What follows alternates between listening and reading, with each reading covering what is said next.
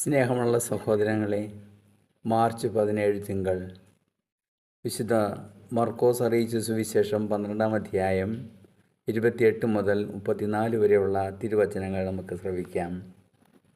ഒരു നിയമജ്ഞൻ വന്ന് യേശുവിനോട് തർക്കിക്കുന്ന ആളുകളുമായി സംസാരിച്ചുകൊണ്ടിരിക്കുന്നത് കേട്ട് യേശു നന്നായി തന്നെ ഉത്തരം പറയുന്നു എന്ന് മനസ്സിലാക്കിക്കൊണ്ട് നിയമജ്ഞൻ ചോദിച്ചു, എല്ലാറ്റിലും പ്രധാനമായ കൽപ്പന ഏതാണ്? യേശു അവിടെയും വളരെ സമചിത്തതയോടുകൂടി ശാന്തമായി പ്രതിവചിച്ചു, ഇതാണ് ഒന്നാമത്തെ കൽപ്പന. ഇസ്രായേലേ, കേൾക്കൂ, നമ്മുടെ ദൈവമായ കർത്താവാണ് ഏക കർത്താവ്. ഇനി നിൻ്റെ ദൈവമായ കർത്താവിനെ പൂർണ്ണ ഹൃദയത്തോടും പൂർണ്ണ ആത്മാവോടും പൂർണ്ണ മനസ്സോടും കൂടെ പൂർണ്ണ ശക്തിയോടും കൂടെ സ്നേഹിക്കുക. രണ്ടാമത്തെ കൽപ്പന, നിന്നെപ്പോലെ തന്നെ നിൻ്റെ അയൽക്കാരനെയും സ്നേഹിക്കുക. ഇവരേക്കാൾ വലിയ കൽപ്പനയൊന്നുമില്ല. നിയമജ്ഞൻ പറഞ്ഞു, ഗുരു, അങ്ങ് പറഞ്ഞത് ശരി തന്നെ.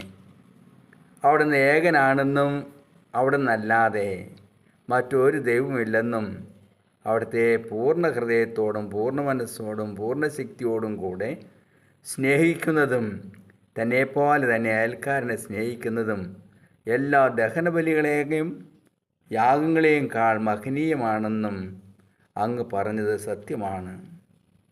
കർത്താവായ ഈശോ ബുദ്ധിപൂർവ്വം മറുപടി പറഞ്ഞു എന്ന് മനസ്സിലാക്കിക്കൊണ്ട് അവിടെ നിന്ന് ജനത്തിൻ്റെ മുമ്പിൽ, എല്ലാവരുടെയും മുമ്പിൽ യേശു വീണ്ടും ആവർത്തിച്ച് പറയുകയാണ്, നീ ദൈവരാജ്യത്തിൽ നിന്ന് അകലെയല്ല.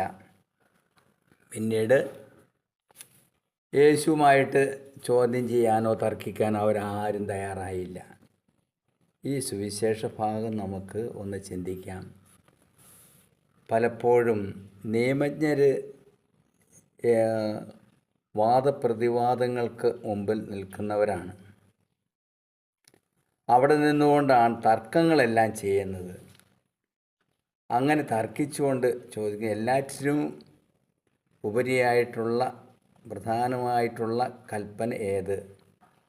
ഇസ്രായേലിനെ കേൾക്കണം, നമ്മുടെ ദൈവമായ കർത്താവാണ് ഏക കർത്താവ്. അപ്പോൾ ദൈവവിശ്വാസത്തിൽ ഉറച്ചു നിന്നുകൊണ്ട് ഒരു ദൈവത്തിൽ തന്നെ വിശ്വസിച്ച് നിന്നുകൊണ്ട് നമ്മുടെ ജീവിതത്തെ ദൈവത്തിൻ്റെ കരങ്ങളിൽ സമർപ്പിക്കുവാനാണ് നമ്മൾ പരിശ്രമിക്കേണ്ടത്. കർത്താവിനെ പൂർണ്ണ ഹൃദയത്തോടെ സ്നേഹിക്കണം, പൂർണ്ണ ആത്മാവോടെ സ്നേഹിക്കണം, പൂർണ്ണ മനസ്സോടുകൂടെ പൂർണ്ണ ശക്തിയോടുകൂടെ സ്നേഹിക്കണം. ഈ കാര്യങ്ങളാണ് യേശു എടുത്തു പറയുന്നത്. നമുക്കിതിനെ വളരെ ചുരുങ്ങിയ രീതിയിലൂടെ കാണാം.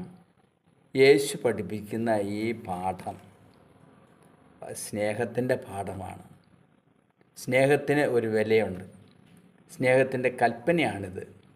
മനുഷ്യനിലാണ് സ്നേഹം വച്ചിരിക്കുന്നത്. ബോധപൂർവമായ സ്നേഹം, വിവേകപൂർവമായ സ്നേഹം, ദൈവത്തിലേക്ക് സ്നേഹത്തിൻ്റെ തരംഗങ്ങൾ ഉയർത്തിവിടാൻ പ്രാർത്ഥന, ദൈവ സാന്നിധ്യം, സന്നിധിയിലിരുന്നു കൊണ്ട് ദൈവ ഓർമ്മ, ഇങ്ങനെയെല്ലാം ഉള്ള കാര്യങ്ങളിൽ നമുക്ക് കൂടുതലായിട്ട് നമ്മുടെ ചിന്തകളെല്ലാം ഈ നോമ്പ് കാലത്ത് വർദ്ധിപ്പിച്ചെടുക്കുവാനായിട്ട് നമുക്ക് പരിശ്രമിക്കാം. അതിനുള്ള അനുഗ്രഹം യാചിക്കാം. നമ്മുടെ കർത്താവ് ഈശോമിശിഹായുടെ കൃപയും പിതാവായ ദൈവത്തിൻ്റെ സ്നേഹവും പരിശുദ്ധാത്മാവിൻ്റെ സഹവാസവും വിശുദ്ധ യാവർ പിതാവിൻ്റെ സംരക്ഷണം ഉണ്ടായിരിക്കട്ടെ, ഇപ്പോഴും എപ്പോഴും എന്നേക്കും. ആമേൻ.